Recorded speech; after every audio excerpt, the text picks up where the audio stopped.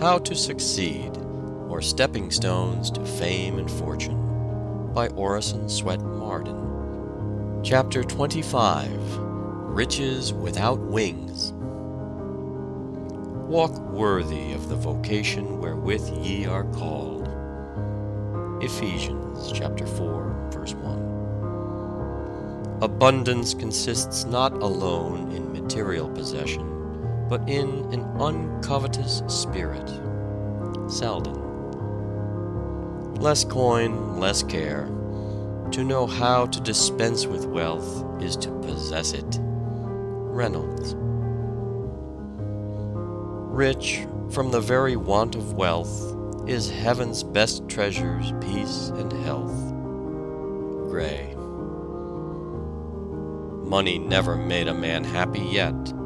There is nothing in its nature to produce happiness. The more a man has, the more he wants. Instead of filling a vacuum, it makes one. Franklin.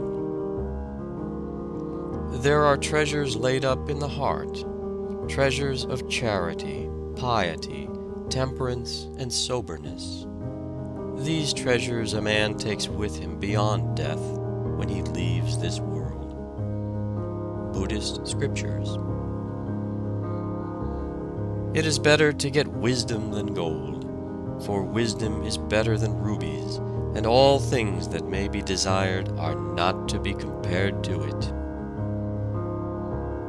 Better a cheap coffin and a plain funeral after a useful, unselfish life, than a grand mausoleum after a loveless, selfish life. I ought not to allow any man, because he has broad lands, to feel that he is rich in my presence. I ought to make him feel that I can do without his riches, that I cannot be bought, neither by comfort, neither by pride. And although I be utterly penniless, and receiving bread from him, that he is the poor man beside me. Emerson. I don't want such things, said Epictetus to the rich Roman orator who was making light of his contempt for money wealth. And besides, said the Stoic, you are poorer than I am, after all. You have silver vessels, but earthenware reasons, principles, appetites. My mind to me a kingdom is, and it furnishes me with abundant and happy occupation in lieu of your restless idleness. All your possessions seem small to you, mine seem great to me. Your desire is insatiate, mine is satisfied. Lord, how many things are in the world of which Diogenes hath no need, exclaimed the Stoic, as he wandered among the miscellaneous articles at a country fair. One would think, said Boswell, that the proprietor of all this, Kettlestone, the seat of Lord Scarsfield, must be happy. Nay, sir, said Johnson, all this excludes but one evil, poverty. What property has he left behind him? People ask when a man dies. But the angel who receives him asks, what good deeds hast thou sent before thee? What is the best thing to possess? Asked an ancient philosopher of his pupils. One answered, nothing is better than a good eye, a figurative expression for a liberal and contented disposition. Another said, a good companion is the best thing in the world. A third chose a good neighbor, and a fourth a wise friend. But Eleazar said, a good heart is better than them all. True, said the master, thou hast comprehended in 2 words all that the rest have said. For he that hath a good heart will be contented, a good companion, a good neighbor, and will easily see what is fit to be done by him. My kingdom for a horse, said Richard III of England, amid the press of Bosworth Field. My kingdom for a moment, said Queen Elizabeth on her deathbed. and millions of others, when they have felt earth, its riches and power slipping from their grasp, have shown plainly that deep down in their hearts they value such things as naught, when really compared with the blessed light of life, the stars and flowers, the companionship of friends, and far above all else, the opportunity of growth and development here, and the preparation for future life. Queen Caroline Matilda of Denmark wrote on the window of her prison with her diamond ring, "Oh, keep me innocent, make others great." "These are my jewels," said Cornelia to the Campanian lady who asked to see her gems, and she pointed with pride to her boys returning from school. The reply was worthy the daughter of Scipio Africanus and wife of Tiberius Gracchus. The most valuable production of any country is its crop of men. "I will take away thy treasures," said a tyrant to a philosopher. "Nay, that thou canst not," was the retort. "For, in the first place, I have none that thou knowest of. My treasure is in heaven, and my heart is there." Some people are born happy. No matter what their circumstances are, they are joyous, content, and satisfied with everything. They carry a perpetual holiday in their eye and see joy and beauty everywhere. When we meet them, they impress us as just having met with some good luck, or that they have some good news to tell you. Like the bees that extract honey from every flower, they have a happy alchemy which transmutes even gloom into sunshine. In the sick room they are better than the physician, and more potent than drugs. All doors open to these people. They are welcome everywhere. We make our own worlds, and people them, while memory, the scribe, faithfully registers the account of each as we pass the milestones dotting the way. Are we not, then, responsible for the inhabitants of our little worlds? We should fill them with the true, the beautiful, and the good, since we are endowed with the faculty of creating. Genius, says Whipple, may almost be defined as the faculty of acquiring poverty. It is the men of talent who make money out of the work of the men of genius. Somebody has truly said that the greatest works have brought the least benefit to their authors. They were beyond the reach of appreciation before appreciation came.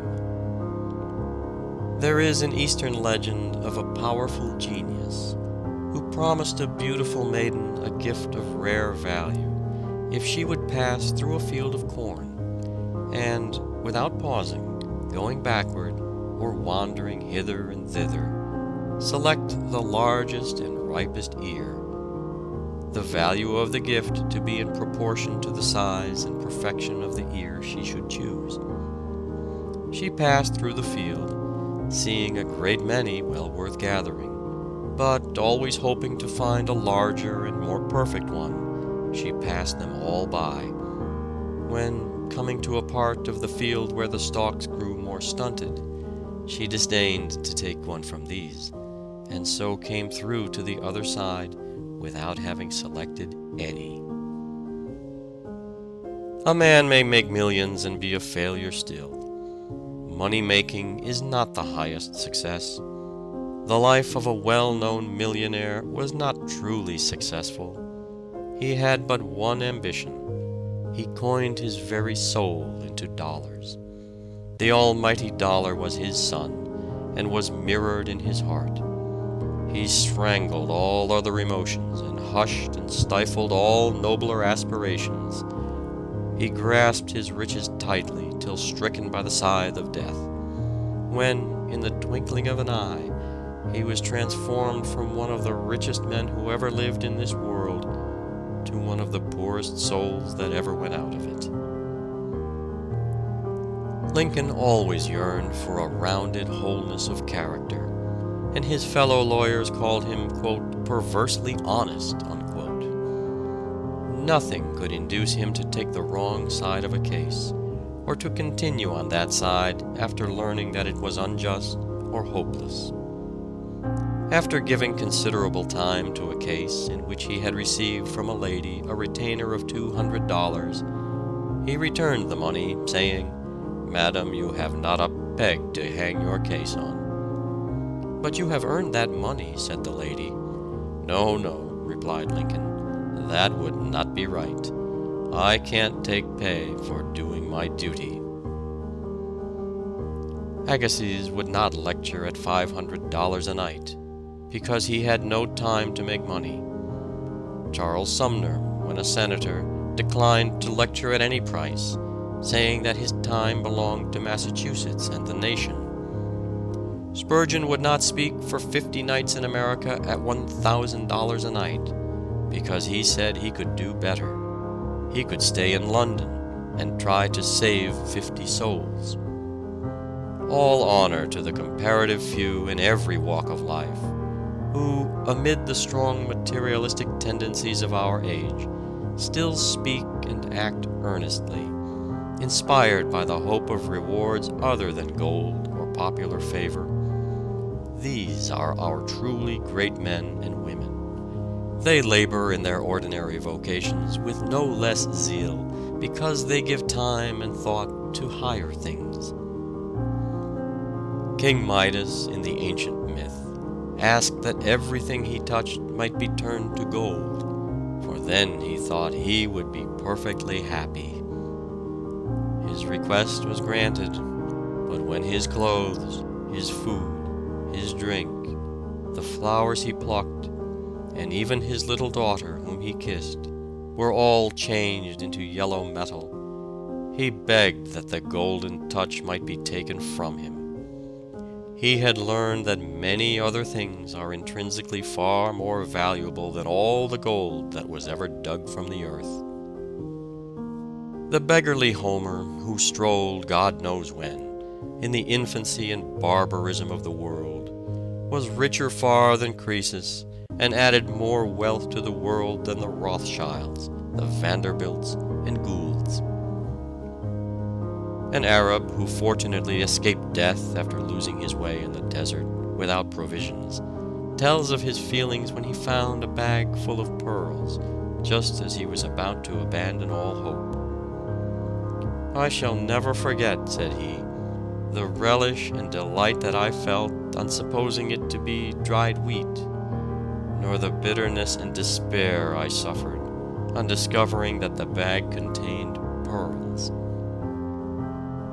It is an interesting fact in this money-getting era that a poor author, or a seedy artist, or a college president with frayed coat sleeves has more standing in society and has more paragraphs written about him in the papers than many a millionaire. This is due, perhaps, to the malign influence of money-getting and to the benign effect of purely intellectual pursuits. As a rule, every great success in the money world means the failure and misery of hundreds of antagonists. Every success in the world of intellect and character is an aid and profit to society. Character is a mark cut upon something, and this indelible mark determines the only true value of all people and all their work. Dr. Hunter said, "No man was ever a great man who wanted to be one." Artists cannot help putting themselves and their own characters into their works. The vulgar artist cannot paint a virtuous picture. The gross, the bizarre, the sensitive, the delicate, all come out on the canvas and tell the story of his life. Who would not choose to be a millionaire of deeds with a Lincoln, a Grant, a Florence Nightingale, a Childs? A millionaire of ideas with Emerson, with Lowell, with Shakespeare, with Wordsworth. A millionaire of statesmanship with a Gladstone, a Bright, a Sumner, a Washington. Some men are rich in health, a constant cheerfulness, in a mercurial temperament which floats them over troubles and trials enough to sink a shipload of ordinary men. Others are rich in disposition, family, and friends. There are some men so amiable that everybody loves them, some so cheerful that they carry an atmosphere of jollity about them. Some are rich in integrity and character. "Who is the richest of men?" asked Socrates. "He who is content with the least, for contentment is nature's riches." "Do you know, sir," said a devotee of Mammon to John Bright, "that I am worth 1,000,000 sterling?" "Yes," said the irritated but calm-spirited respondent, "I do, and I know that it is all you are worth." A bankrupt merchant, returning home one night, said to his noble wife, "My dear, I am ruined. Everything we have is in the hands of the sheriff." After a few moments of silence, the wife looked into his face and asked, "Will the sheriff sell you?" "Oh, no." "Will the sheriff sell me?" "Oh, no." "Then do not say we have lost everything. All that is most valuable remains to us: manhood, womanhood, childhood. We have lost but the results of our skill and industry. We can make another fortune if our hearts and hands are left us." "We say a man is made," said Beecher. "What do we mean? That he has got the control of his lower instincts, so that they are only fuel to his higher feelings, giving force to his nature? That his affectations are like vines, sending out all sides blossoms and clustering fruits?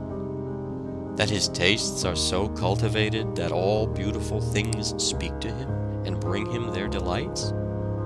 That his understanding is opened, so that he walks through every hall of knowledge and gathers its treasures? That his moral feelings are so developed and quickened that he holds sweet commerce with heaven? Oh no, none of these things. He is cold and dead in heart and mind and soul. Only his passions are alive. But he is worth $500,000. And we say a man is ruined. Are his wife and children dead? Oh no. Have they had a quarrel?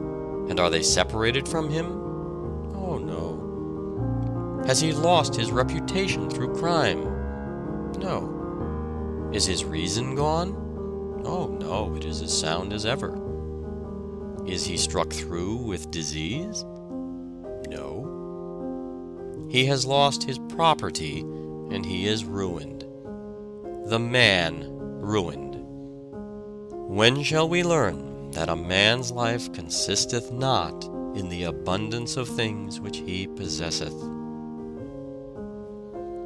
How is it possible, asks an ancient philosopher, that a man who has nothing, who is naked, houseless, without a hearth, squalid, without a slave, without a city, can pass a life that flows easily?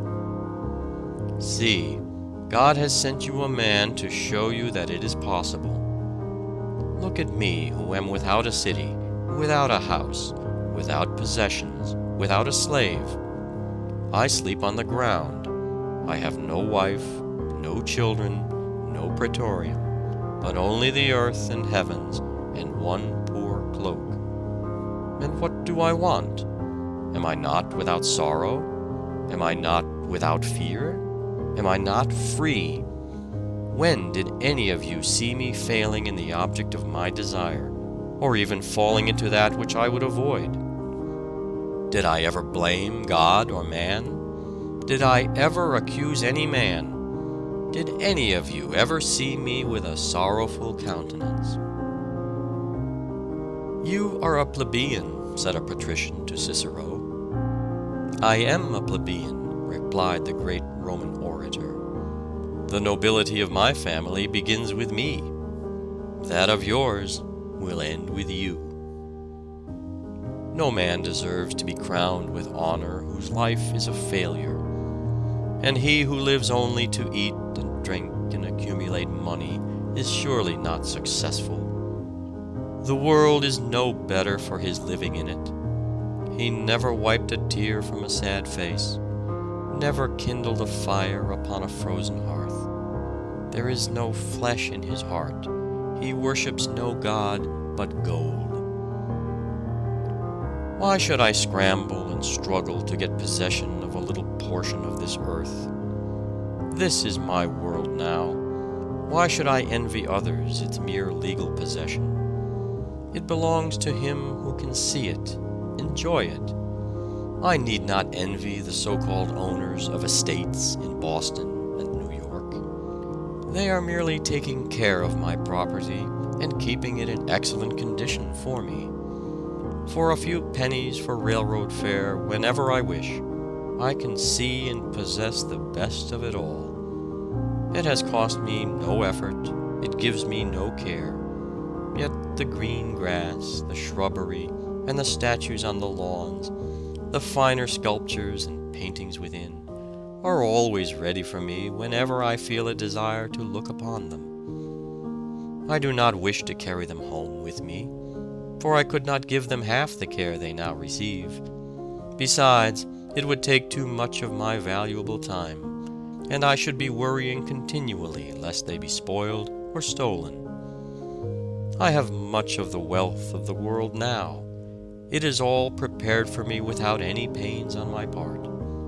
All around me are working hard to get things that will please me, and competing to see who can give them the cheapest.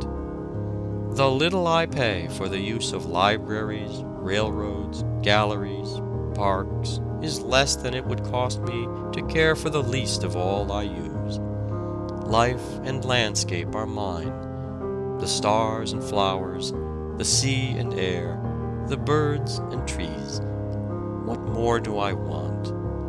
All the ages have been working for me. All mankind are my servants. I am only required to feed and clothe myself, an easy task in this land of opportunity. There is scarcely an idea more infectious or potent than the love of money. It is a yellow fever, decimating its votaries and ruining more families in the land than all the plagues or diseases put together. Instances of its malevolent power occur to every reader. Almost every square foot of land of our continent during the early buccaneer period, some call it the march of civilization, has been ensanguined through the madness for treasure. Read the pages of our historian Prescott, and you will see that the whole anti-Puritan history of America resolves itself into an awful slaughter for gold. Discoveries were only side issues. Speak, history, who are life's victors? Unroll thy long scroll and say, have they won who first reached the goal, heedless of a brother's rights? And has he lost in life's great race, who stopped to raise a fallen child and place him on his feet again, or to give a fainting comrade care, or to guide or assist a feeble woman? Has he lost who halts before the throne when duty calls, or sorrow, or distress? Is there no one to sing the paean of the conquered who fell in the battle of life, of the wounded, the beaten, who died overwhelmed in the strife, of the low and humble, the weary and broken-hearted, who strove and who failed in the eyes of men, but who did their duty as God gave them to see it? We have yet no man who has leaned entirely on his character and eaten angels' food, said Emerson, who, trusting to his sentiments, found life made of miracles, who, working for universal aims, found himself fed, he knew not how, clothed, sheltered, and weaponed, he knew not how, and yet it was done by his own hands. At a time when it was considered dangerous to society in Europe for the common people to read books and listen to lectures on any but religious subjects, Charles Knight determined to enlighten the masses by cheap literature. He believed that a paper might be instructive and not be dull, cheap without being wicked. He started the Penny Magazine, which acquired a circulation of 200,000 the first year. Knight projected the Penny Cyclopedia and the Library of Entertaining Knowledge, half-hours with the best authors, and other useful works at a low price. His whole adult life was spent in the work of elevating the common people by cheap yet wholesome publications. He died in poverty, but grateful people have erected a noble monument over his ashes. How many rich dwellings there are, crowded with every appointment of luxury, that are only glittering caverns of selfishness and discontent. Better a dinner of herbs where love is, than a stalled ox and hatred therewith. No man can tell whether he is rich or poor by turning to his ledger, says Beecher. It is the heart that makes a man rich. He is rich or poor according to what he is, not according to what he has. If our thoughts are great and noble, no mean surroundings can make us miserable. It is the mind that makes the body rich. However it be, it seems to me, 'tis only noble to be good. Kind hearts are more than coronets, and simple faith than Norman blood. Tennyson. Be noble, and the nobleness that lies in other men, sleeping but never dead, will rise in majesty to meet thine own. Lowell. End of chapter 25. Recording by David Marden. End of How to Succeed, or Stepping Stones to Fame and Fortune, by Orison Swett Marden.